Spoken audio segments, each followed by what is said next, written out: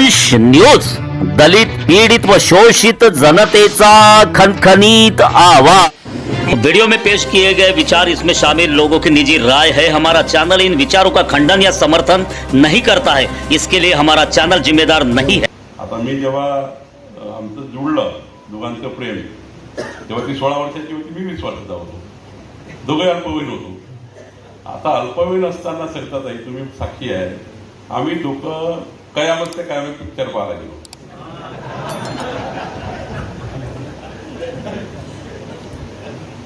सरिताताईचं घर ते अलंकार टाकीत जवळून 200 मीटरवर आहे। त्या कयामत ते कयामत पिक्चर पाहून बाहेर आला, पोलिसांनी आम्हाला पकडलं, फुलारी साहेब।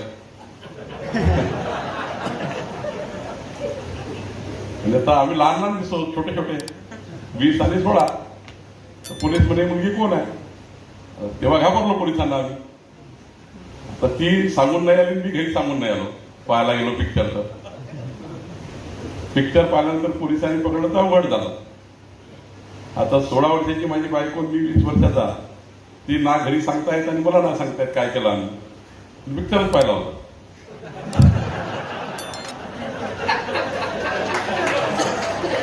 त्या काळात काही फालतू चालायचं नाही, त्या काळाचा होता। आता हा काळ 40-35 वर्षापूर्वीचा काळ।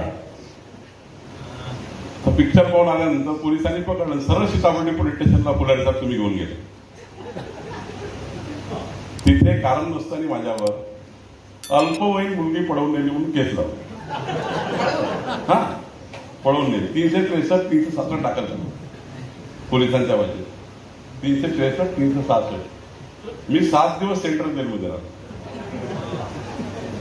सेशन कोर्टाची ट्रायल झाली, कारण 363, 367 सेशन ट्रायल आहे। मला 1.5 वर्ष कोर्टात जावं लागतं। माझी बायको जी झाली आहे ती वारंवार सांगायची, मी पळून नाही आलो, मी दोघे पिक्चर पाहायला आलो, मला कोणी पळून नेलं नाही। पोलिसांना ती वारंवार सांगायची, मी काही पळून नाही आली आहे, मी पिक्चर पाहायला आली आहे। पण नाबालिक मुलीचं बयान घेतं कोण?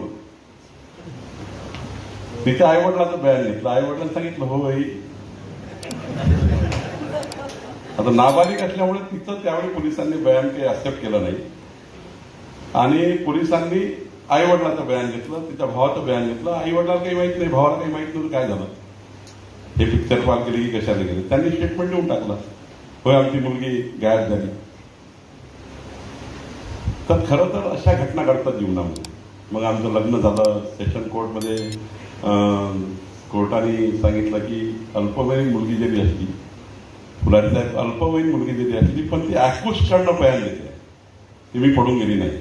माझ्या बायकोलाही सांगायला लागलं कोर्टात, मी पडून गेली नाही, माझ्या नवऱ्याला मी पळून नेलो।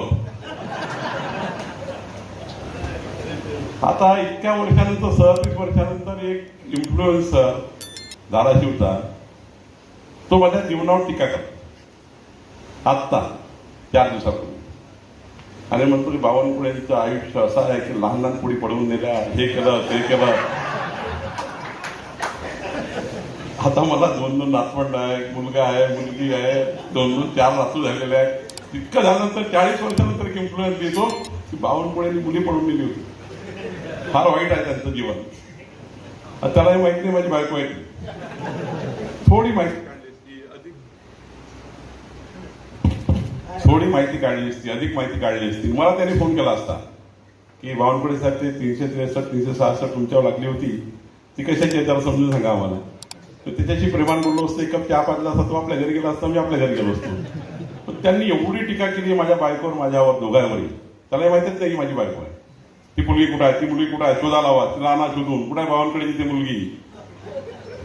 आता मी विचार केला होता की सरिताताईला बोलवायचं की मी माझ्याजवळ चांगला कार्यक्रम करायचा, सांगायचं बाबा ही माझी बायको आहे, माझी नातू आहे। खरं तर समाजाला काय केलं, समाजाला खरंच वाटलं की ती मुलगी कोण आहे, कुठे गेली, काय गेली, कुणाची मुलगी आहे। मला आता एका व्यक्तीने त्याच्यावर FIR, कार्यकर्ते असतात FIR करणार, आमच्या नेत्यावर अशी टीका केली, आमच्या नेत्यावर तशी, आम्ही कधी काही FIR करत नाही, कार्यकर्ते करतात, मग त्यांच्या भावना दिसतात। मला त्याला नोटीस द्यावी लागते। मग आता नोटीस दिल्यावर तो म्हणतो आता मला कशाला नोटीस दिली। शेवटी अशा भूमिकेतनं कधी कधी आपल्याला दुहेरी फटका बसतो। याचा अर्थ आम्ही डिजिटल मीडियाची विरोधी नाही आहे। एखाद्या कार्यकर्त्याला नोटीस दिली, एखाद्या डिजिटल मीडियाच्या संपादकाला नोटीस दिली, आता मधातल्या काळात झी टीव्हीने, मधातल्या काळात झी टीव्हीने म्हणजे मला सत्काराला बोलवून माझ्या कार्यक्रमाला बोलवून मी बोलतोय. झी टीव्हीने एक न्यूज दिली की बावनकुळेंनी तर खैरात वाटून दिली TDRची. अरे नोटीस द्यावी लागली 100 कोटी रुपये, कोर्टात जावं लागलं. माझी विनंती अशी आहे या माध्यमातून, डिजिटल मीडिया हा पुढच्या विकसित भारताकरता महत्वाचा आहे. डिजिटल मीडियाचं खूप मोठं महत्व आहे. आम्हाला डिजिटल मीडियाला सांभाळण्याची गरज आहे, सरकारला सांभाळण्याची गरज आहे. कारण आज आम्हाला जे कुठून मिळतं ब्रेड बटर कुठून मिळतं सरकारला? ते बी माझ्यातनं मिळतं, ते TV9 मधनं मिळतं, ते संजय बोकरेजीकडनं मिळतं, अशोकराव वानखेडेकडनं मिळतं, तुमच्याकडे मिळतं. तुमच्या भरोश्यावर अर्ध सरकार चालतं. तुम्ही जे छापता ते दिवसभर आम्ही त्याच्यावर काम करतो, तुम्ही जे लिहिता त्याच्यावरच काम करतो, काही नवीन नसतं आमच्याकडे. आज मी जेव्हा इथे आलो सांगलीला, मी डिजिटल मीडियाच्या 10-12 बातम्या पकडल्या आणि सांगितलं, गोपीचंद पडळकरला विचारलं, गोपीचंद एक डिजिटल मीडियाला बातमी आहे की एक नदी खोदून घेऊन चाललाय. एक मोठा मातीचा एक मोठा बिल्डर, तो एक मोठा व्यावसायिक आहे, तो एका नदीलाच पोखरून घेऊन चाललाय. 200 ट्यूब तिथली माती काढून ते नदीत घेऊन चाललाय. असं नदीला डायव्हर्ट करून टाकलं, नदीचा पूर्ण पात्र खोदून टाकलं आणि 8 कोटी दंड आदेश झालाय. अजून 200 ट्रिप चालवतोय. आमच्या तहसीलदारने 1000 पाचची पुन्हा परवानगी देऊन टाकली. कुठनं कळलं? तुमच्याकडनं कळलंय. माझं महसूल खातं 90% मी पाहतो हे डिजिटल मीडियाकडनं, इलेक्ट्रॉनिक मीडियाकडनं आणि प्रिंट मीडियाकडनं. त्यामुळे हे तुमच्याकडनं आम्हाला सर्व येत आहे. पुढची भूमिका फार महत्वाची आहे.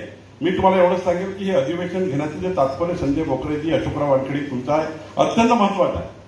या अधिवेशनामध्ये प्रशिक्षण झालं पाहिजे, एकामेकांची देवाणघेवाण झाली पाहिजे आणि पुढच्या काळामध्ये सरकारचं महत्व आणि सरकारमध्ये तुमचं महत्व हे अधोरेखित झालं पाहिजे. मी एवढंच सांगेन, राज्याच्या जबाबदार मंत्रिपदावर मी आहे. एका पक्षाचा एका पक्षाचा सत्ताधारी पक्षाचा एक जबाबदार पदाधिकारी आहे, पक्षाचाही पदाधिकारी आहे आणि जबाबदार मंत्री आहे. मी तुम्हाला विनंती करतो, डिजिटल मीडियाचं संपूर्ण हित जोपासण्याची जबाबदारी सरकारची आहे. ते आम्ही सरकार सांभाळू. तुम्ही सांगितलेलं ते निर्णय आपण करून घेऊ. डिजिटल मीडियाच्या पाठीशी सरकारने खंबीरपणे उभं राहायला पाहिजे का तर राहिलं पाहिजे. 100% सरकार उभं राहील. संजय बोकरेजी ज्या काही मागण्या तुम्ही केल्या त्या मागण्या सरकार पूर्ण करेल. देवेंद्र फडणवीस सरकार हे खऱ्या अर्थाने आम्ही तुम्हाला खूप महत्व देणारे सरकार आहे. जे मागणी कराल ती मागणी आपण पूर्ण करू, जे नियमानुसार आहे. पण माझी विनंती आहे की पुढच्या काळामध्ये मी हे व्यक्तिगत प्रश्न सांगितले, व्यक्तिगत विषय सांगितले, हे मी माझ्यावरनं अनेक लोकांचं उदाहरण दिलं.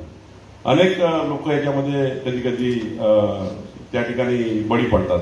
एक उदाहरण दिली, खरी वस्तुस्थिती काय असतं. दोन्ही भाग बघितले पाहिजे.